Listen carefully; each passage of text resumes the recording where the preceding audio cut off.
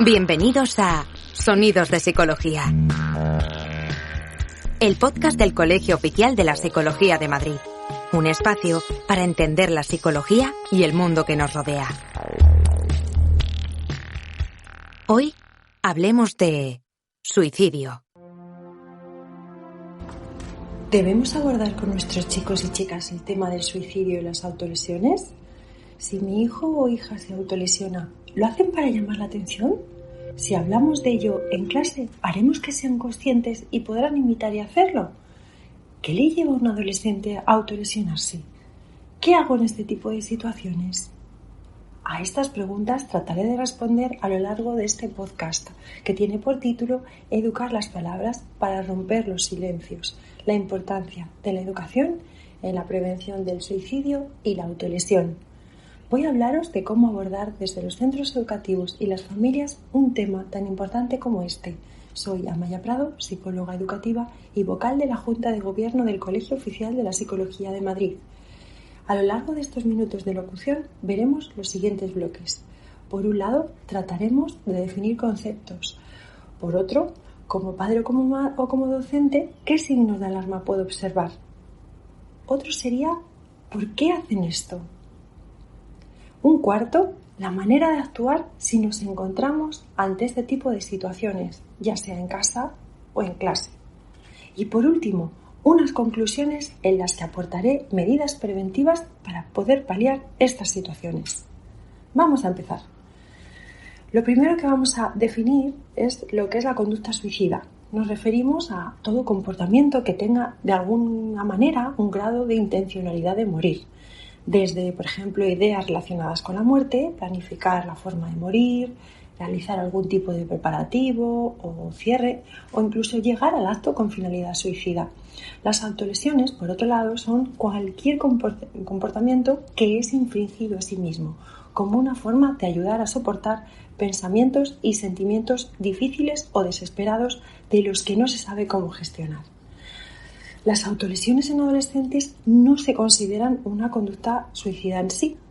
Hacerse daño sin llegar a la muerte, aunque, lógicamente, puede haber riesgo de muerte.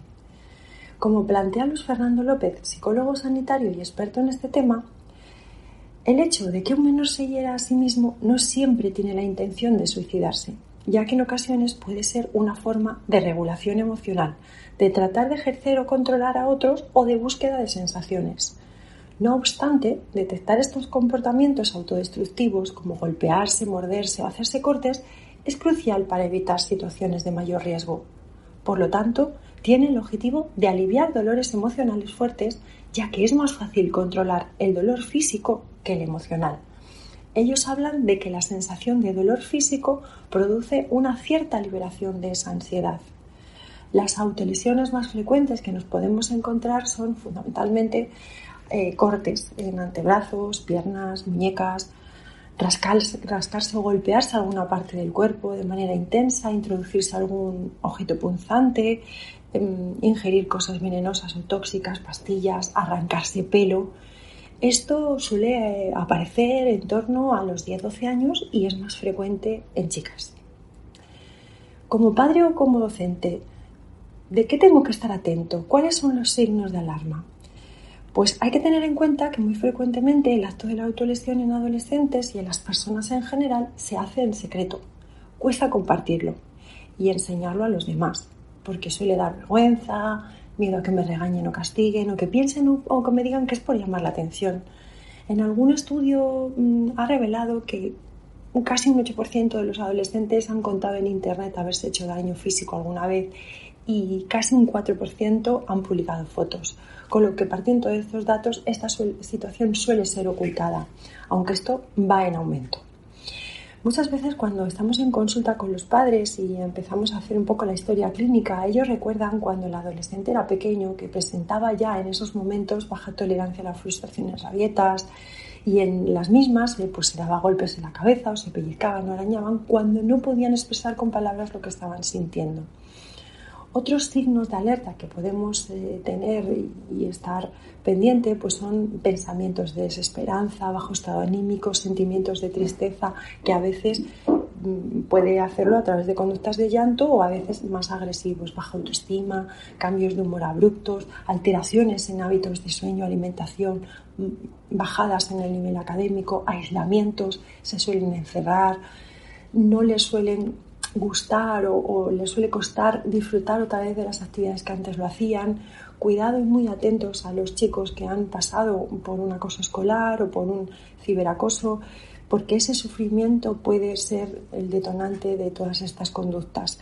Inicios en consumo que muchas veces lo hacen para desconectar, que de pronto se destape o expresen experiencias traumáticas como abuso sexual, maltrato, que generan un gran sufrimiento. En general, vamos a ver chicos con un gran desbordamiento emocional desproporcionado ante situaciones conflictivas o cotidianas y ausencia de recursos para hacerlas frente. Veremos chicos, con cortes y lesiones en el cuerpo, que llevan ropa ancha, que le cubra brazos y piernas todo el tiempo, incluso cuando hace calor. Estas cuestiones hay que abordarlas con cuidado, porque algunos de estos comportamientos se consideran normales en esta etapa evolutiva.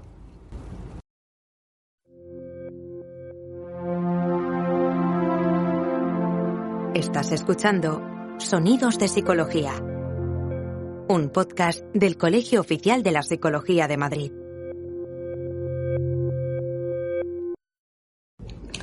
¿Por qué hacen esto? Sería el siguiente bloque.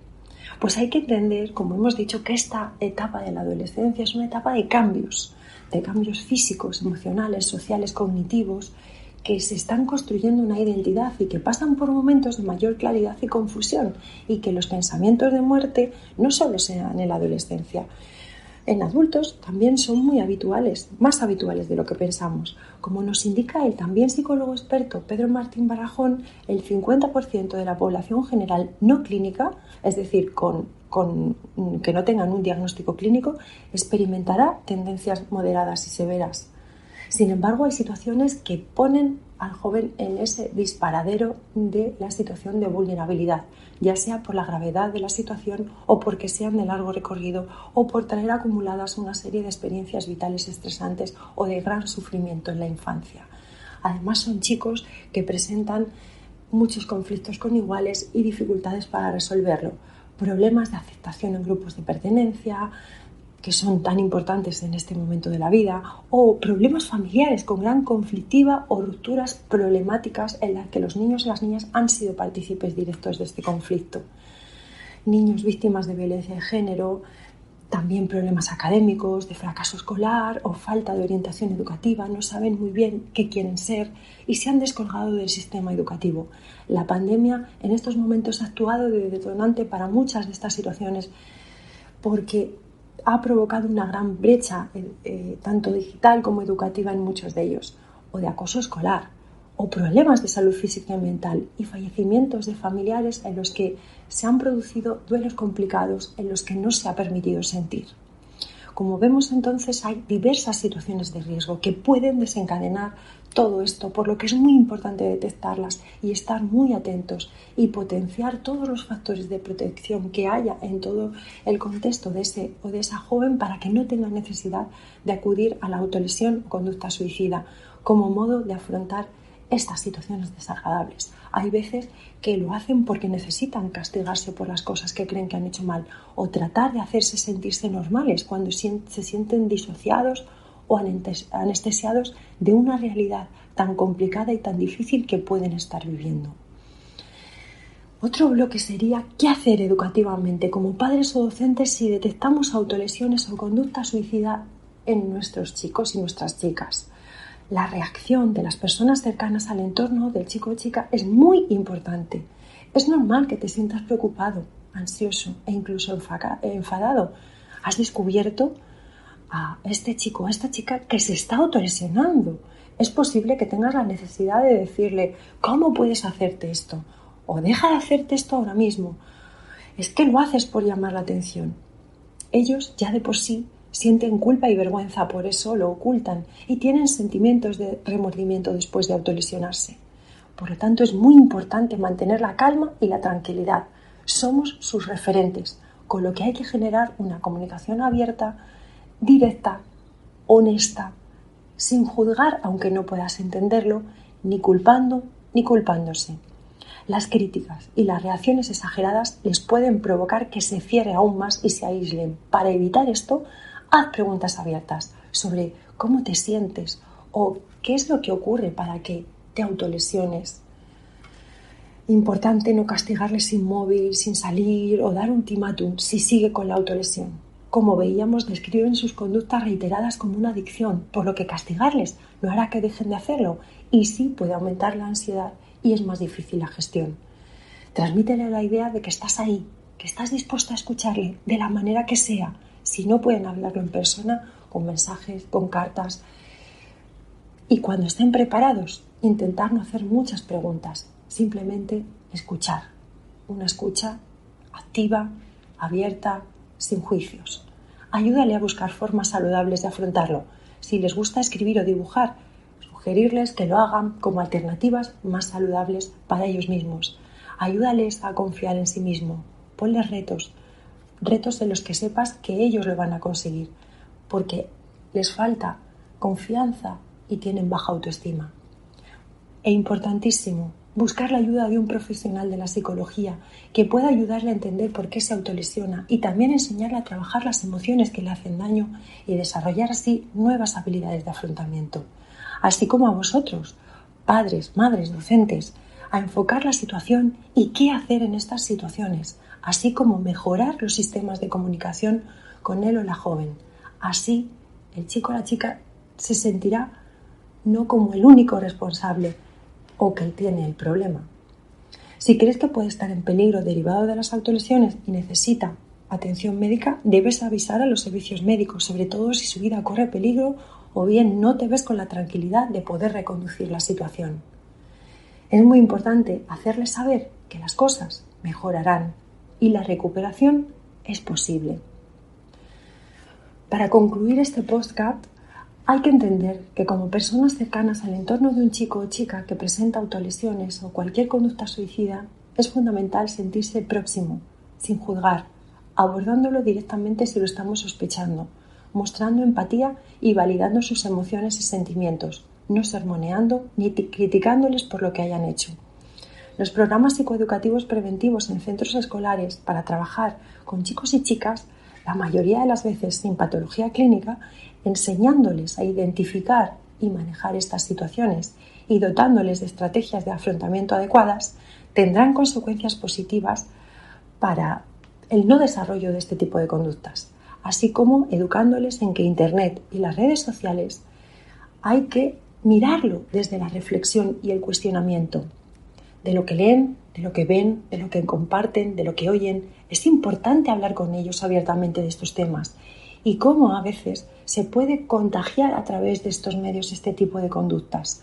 En ocasiones comienzan a hacerlo al copiar la conducta autolesiva de otros que lo han podido mostrar en redes sociales y que hay que enseñarles que hay otras maneras para poder afrontar y gestionar los sentimientos desagradables que las situaciones de la vida nos van a ofrecer y sobre todo lo que ven en estos medios y que socialmente entre todos hagamos que no esté aceptado.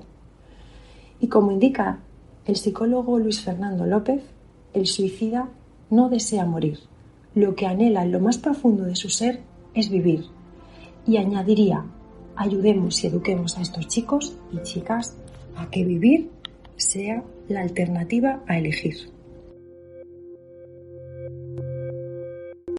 Esperamos que hayas disfrutado de nuestro podcast. Puedes acceder a todos los contenidos a través de iVoox, Spotify, Apple Podcast, Google Podcast, canal YouTube y en la web del Colegio Oficial de la Psicología de Madrid.